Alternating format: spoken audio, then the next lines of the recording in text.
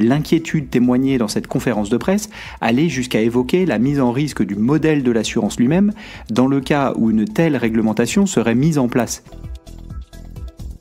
Bienvenue à toutes et à tous dans ce nouvel épisode de Tonalité InsurTech, la capsule. Avec ce format, l'idée est de partager avec vous de manière plus régulière mes réactions ou réflexions sur des sujets d'actualité ou des articles parus récemment. Le tout pour mieux appréhender l'innovation à l'œuvre dans l'assurance. Bonne écoute!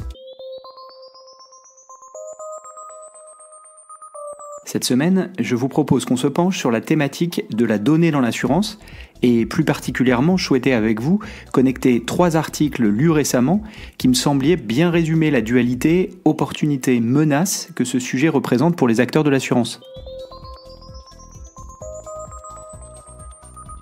Tout a commencé par un article aperçu fin janvier dans News Assurance Pro. Le journal y résumait la conférence de presse de France Assureurs, organisme qui représente les assureurs en France comme son nom l'indique, conférence de presse au cours de laquelle sa présidente s'inquiétait de la réglementation FIDA. Cette réglementation, proposée par la Commission européenne l'été dernier, vise à encadrer le partage des données par les assureurs eux-mêmes. Vous vous en souvenez peut-être car nous avions décrypté ensemble ce texte grâce aux lumières d'Anne-Sophie Morvan. D'ailleurs, si vous n'avez pas déjà écouté l'épisode, je mets le lien dans la description. Dans les grandes lignes, ce texte définissait qui était concerné par cette directive, en précisant les lignes d'assurance qui devaient s'y plier, le périmètre de ce texte, en détaillant les données concernées par l'ouverture à des acteurs tierces après autorisation par les clients finaux, bien entendu, et enfin le calendrier d'application, prévoyant 18 mois pour s'y conformer, à partir de sa mise en place, évidemment. L'inquiétude témoignée dans cette conférence de presse allait jusqu'à évoquer la mise en risque du modèle de l'assurance lui-même dans le cas où une telle réglementation serait mise en place. Et c'était repris dans le titre de l'article, c'est lui d'ailleurs qui a attiré mon attention, vous l'aurez compris. Et je vous mets évidemment le lien vers l'article complet dans la description.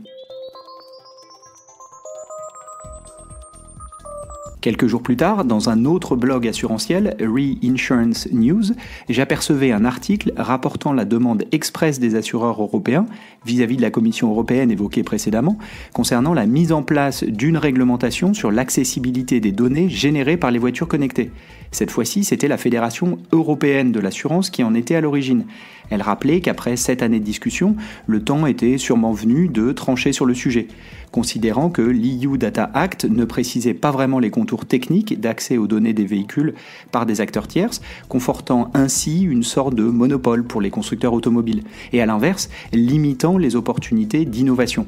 À ce titre, la Fédération appelle la Commission européenne à permettre à tous les acteurs tierces, autorisés par les clients finaux, à accéder à ces fameuses données.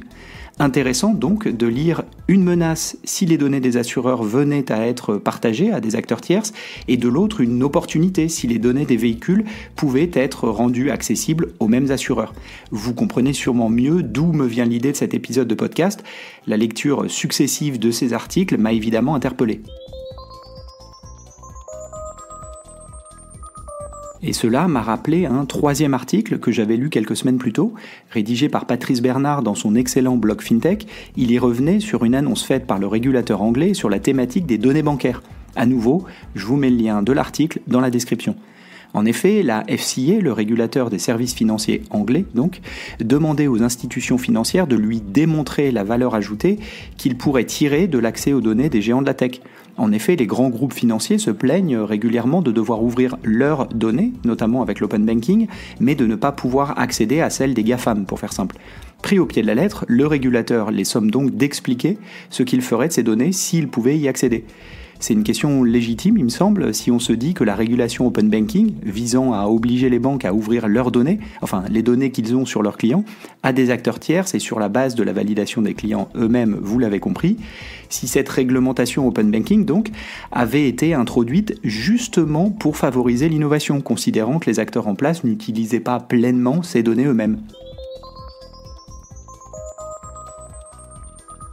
Et ça me permet de partager quelques vues personnelles sur le sujet, au-delà de connecter ces 3 articles dont les contenus m'ont semblé s'entrechoquer entre les assureurs qui s'inquiètent de devoir ouvrir leurs données, les assureurs qui demandent à accéder aux données des véhicules et le régulateur qui demande aux acteurs en place ce qu'ils feraient des données des géants de la tech s'il y avait accès.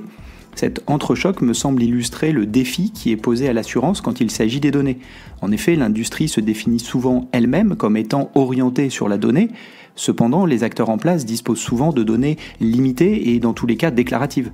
Que ce soit pour les lignes personnelles ou commerciales, je vous laisse faire l'exercice à titre personnel en vous demandant de quelles informations votre assureur dispose sur vous. Dans tous les cas, cela me semble moins en quantité et en granularité que les banques qui, à travers les données de transaction, ont une donnée bien meilleure, il me semble, et à minima, lire un compte bancaire dit beaucoup sur qui vous êtes. Et c'est sûrement pour ça, une fois encore, que la réglementation Open Banking a été introduite il y a quelques années. Et peut-être pour cela aussi qu'une transposition au monde de l'assurance n'a rien d'évidente, il me semble. À minima, on n'y est pas encore tout à fait, malgré les prémices de la réglementation FIDA évoquée plus haut. De quelles données parle-t-on ? Des données de contrat, sûrement. Quid des données personnelles, au sens où elles permettraient de comprendre qui vous êtes ? La question reste entière, il me semble. Cela nous amène au niveau le plus haut dans la pyramide des données, les plateformes. En effet, sur leur verticale, elles ont souvent toutes les données d'un utilisateur ou d'une utilisatrice sur la thématique concernée. Qui possède des données sur votre état de forme ? Qui sait si vous avez bien dormi la nuit dernière ou si vous avez une activité physique régulière ? Apple et son Apple Watch, vendu à près de 100 millions d'exemplaires, ou Fitbit, Garmin, Withings et tous les autres acteurs dans le secteur des objets connectés du sport et du bien-être.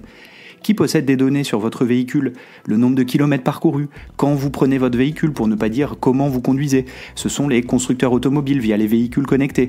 D'ailleurs, la demande de la Fédération européenne de l'assurance de pouvoir y accéder le confirme.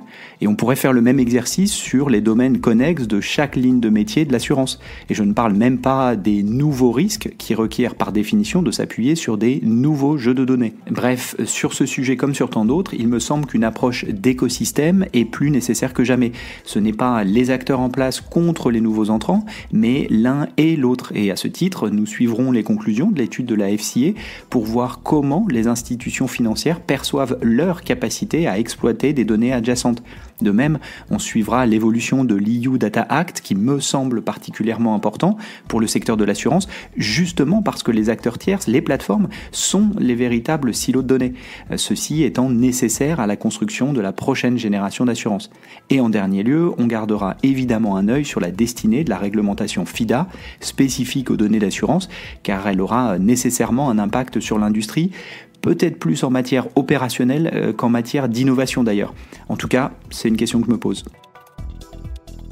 C'est la fin de cet épisode, merci pour votre écoute. Si le contenu vous a plu, n'hésitez pas à le partager autour de vous, auprès de vos collègues. Puis ravi d'échanger ensemble, vous pouvez facilement me retrouver sur les réseaux sociaux, Twitter, LinkedIn. Et évidemment, je vous donne rendez-vous pour le prochain numéro de Tonalité InsurTech. À bientôt.